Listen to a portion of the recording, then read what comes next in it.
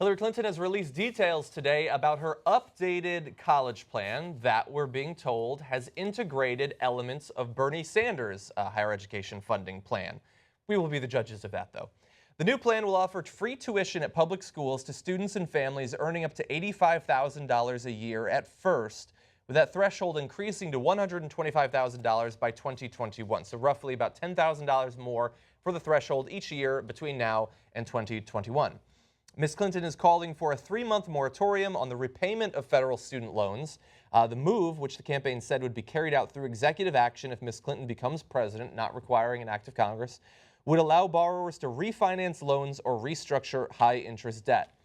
They also announced that this would cost the federal government about $1 billion in the lower interest rates that they would get after that refinancing period that they expect many students would take advantage of. She's also pledging to restore year-round Pell Grant funding in the hopes of aiding students seeking summer courses. So we've got more on this, obviously, including a response from Bernie Sanders. But so far, based on this information, which is lacking in a number of different specifics, and free tuition can mean a lot of different things, how they calculate that threshold for the earnings, what is included in that, what else you might expect to be paid to have to pay for yourself, since this is just tuition after all. We still have to find out a lot about that. Okay, so two important things here. First of all, Bernie Sanders, was he satisfied with this step? So is it a good enough plan? And I think we could fairly trust him to represent a progressive point of view. Yeah. And he said it was, quote, a revolutionary step forward and, quote, very, very significant. Now, he says this is one issue. There are many other issues, so it's not like he's like, okay, that's it, I'm immediately endorsing her. But he was apparently very satisfied with how this turned out. So now the second thing is, I've got to concede to Anna Kasparian. So I've been debating her back and forth on whose college plan is better, Hillary Clinton's or Bernie Sanders. She said Bernie Sanders, and I had often made a spirited defense of Hillary Clinton's program. I want to tell you why and why I'm conceding today. So, and it helps you explain now the new amalgamation that they have come up with. So on the surface, Hillary Clinton's plan sounds broader because she says, I'm going to make sure college is debt-free. Bernie Sanders says tuition-free. Now, debt-free, it means I'm going to cover your tuition and your books and your other costs. So that actually sounds more comprehensive. That's Hillary Clinton's original plan.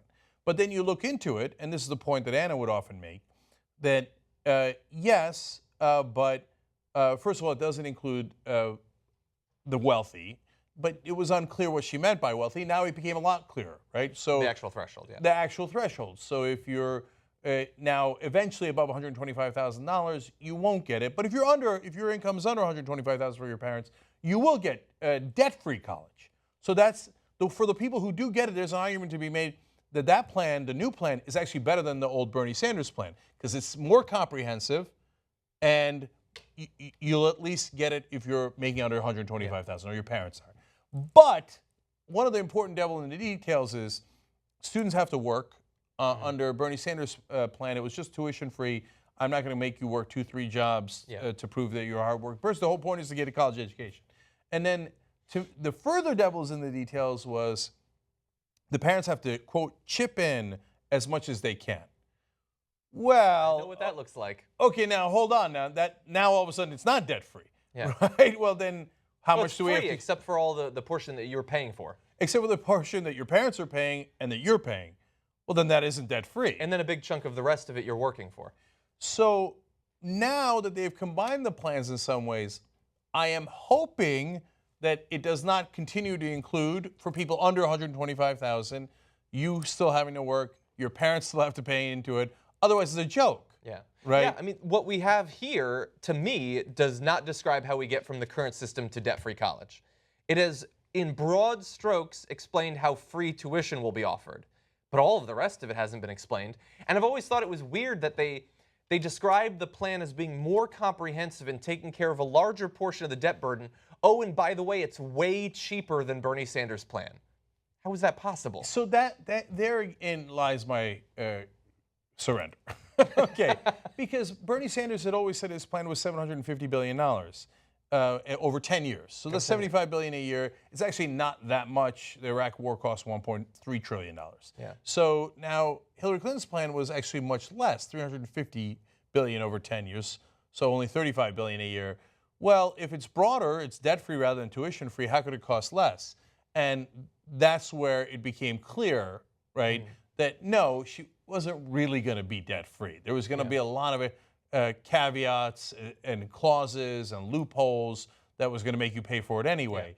So now they've combined the two plans, and Sanders says it's a great plan, that it's revolutionary, and that he's very happy with it.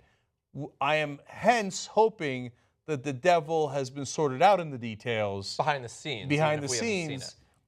She won't say how much it's going to cost, which means it'll be a lot more expensive, which might mean that it's real. Yeah, exactly.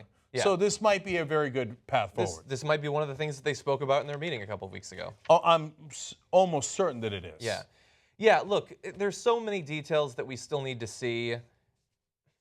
The thing is, you have to, if you're a lib who wanted Bernie Sanders' plan, you have to look at this simultaneously in two different ways. A comparison between this plan and what Bernie Sanders wanted to do, and a comparison between this plan and what we currently have. This plan, this is going to be the theme of the rest of this campaign if she does become the nominee, this plan is not as good as Bernie Sanders' plan. This plan is also simultaneously an improvement on what we currently have. And not a minuscule improvement. This might literally be the difference between some people having higher education, having access to higher education, and the lifelong changes that ripple out from that, and not having it. And I know from my own personal experience how difficult it was to pay for college. I'm still repaying it. I remember having the expected contribution of my family, and me and my family literally laughing together about what they expected my broke-ass family to be able to pay. And it scares me that that is still part of this. And I don't know what the debt-free portion of it is going to be, how much you're expected to pay. I know Anna has concerns about the fact that apparently the tax burden on the benefit from this is still something that you're expected to pay. So you don't have debt for the school, but you do have the debt for the tax burden of the school. And so there's still a lot of scary consequences of this potentially. But it is, at least at first glance, a clear improvement on the system that we have currently. Yes. Now, of course, the last part of this is, will she actually do it? So she's been talking about it for a long time. It doesn't seem like something that she only came to as a result of Bernie Sanders. Right. And now when she goes to do it, because we actually think that there's a relatively high chance that she will make this one of her priorities, because she's been talking about it a long time. She's always talked about education throughout her career. So this is one of those places where there's not that much corporate interest involved, and it is one of the issues that she's been a good progressive on throughout her career. But when she goes to do it, it's not like she goes, okay, this is my new plan, I'm handing it in and we're done with it, right? No, then she will run into resistance from Republicans. And my guess is, what will she bargain away? All the things she just promised Bernie Sanders. And Maybe. And then if she's lucky enough to get something passed, it might look like her original proposal. Well, I will say that they appear to be trying to get out in front of that criticism by saying, here are the portions that she can do without Congress. Executive order. That's true. And even if my concern about it turns out to be true, well, at least we pushed it to the left enough that if they then compromise with the Republicans, it'll still be a decent plan, as opposed to if you started with Hillary Clinton's plan and you pushed to the right, there would be no plan. Yeah.